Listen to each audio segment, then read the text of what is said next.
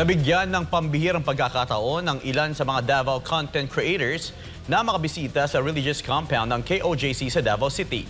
Bukod sa pagkamangha ng mga ito sa ganda ng mga tanawin at infrastruktura, ay mas hinangaan ng mga ito ang pamumuno ni Pastor Apollo Sikibuloy na siyang nasa likod ng paglago ng The Kingdom of Jesus Christ.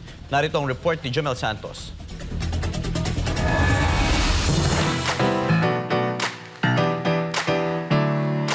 Hindi mapigilan ng mga Davao content creators na mamangha sa ganda ng mga tanawin at infrastruktura ng ilan sa mga religious compounds ng The Kingdom of Jesus Christ sa Davao City. Sa kanilang pagbisita, una nilang tinungo ang Covenant Mountain and Paradise Garden of Eden Restored o mas kilala bilang KOJC Prayer Mountain.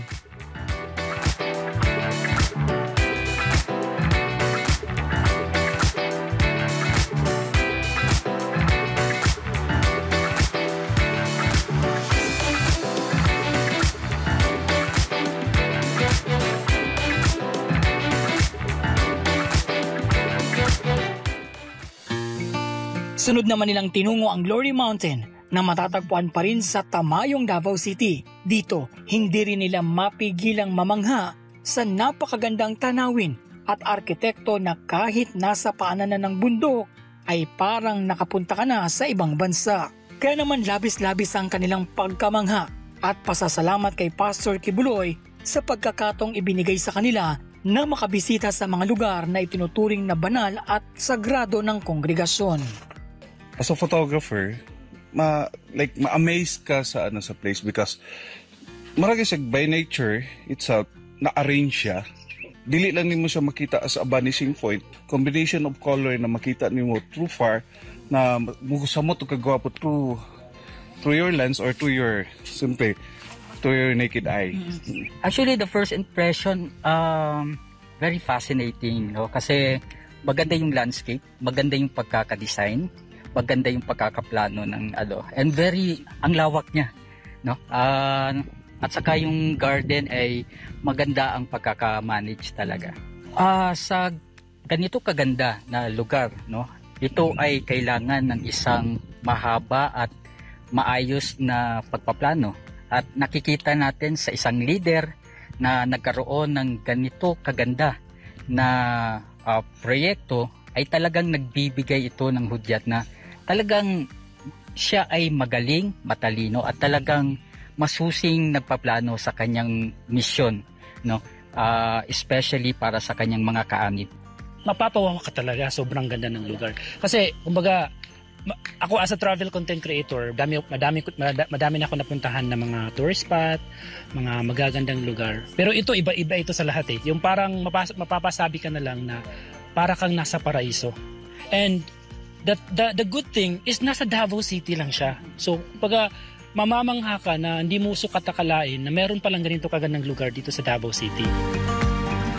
Bukod sa Prayer Mountain at Glory Mountain ay tinungo rin ng grupo ang KOJC Kingdom, ang pinakamalaking indoor cathedral sa mundo na may 75,000 seating capacity. Para sa kanila, ang magagandang proyektong ito ay nagsisilbing patunay sa husay at talino ng pamumuno ni Pastor Apollo Sikibuloy. Kaya naman naniniwala ang mga ito sa adhikain at advokasya ni Pastor Kibuloy at kasabay ng kanilang pasasalamat ay nagpahayag rin sila ng kanilang suporta sa pagpasok ng butihing pastor sa politika. Actually, kahit hindi pa ako nakapunta dito, no? Even before pa, talagang sinusundan ko yung leadership ni Pastor Apollo Kibuloy at maaaring masabi ko na talagang maganda yung kanyang pamamalakad at makikita natin ito sa kanyang mga proyekto. Nagpapahalaga siya sa mga magandang tanawin para mabigyan ang mga tao ng ganitong klasik ganda ng mga lugar dito sa Davao City. Para kay Pastor Apollo Kibuloy, sana po ay lalo pa tayong lumakas at tumibay, no, sa ating pakikibaka at nandito po kami sumusuporta sa inyong kandidato, no, pagka senador sa ating Republikang Pilipinas. Pero kung example na to si Pastor is ang iyang gidala is dili lang sa leader, also a member of that community. So gusto niya ang community niya is sustainable food source. Kumbaga ang Pilipinas, kung madala niya, is pwede na mo-sustain sa pagkaon tanan. So wala na tayo pangitaon. Yes, mas gwapo gani na naanata God-fearing na mahadlok ka, mamakak sa imuhang katawhan, mahadlok ka, mubuhat og kadaot sa imong katawan kay na kay kahadlok sa Ginoo. Para sa kuha, kung mingon mo about as a politician, kung i-grab na nato si pastor. Kung alanganin pa mo, ayun ang alanganin, mana ni ato ang chance na mabag-o na to ang Pilipinas. We know Pastor Quiboloy is a religious man. Mahal niya ang Pilipinas. And alam din natin na kaalyado siya ni VP Sara, ang ating former President Rodrigo Roa Duterte. So yun nga yung kinakampanya natin, na dapat ang iboto natin yung mga taong may paninindigan, may pagmamahal sa ating bayan. And of course, may takot sa Diyos.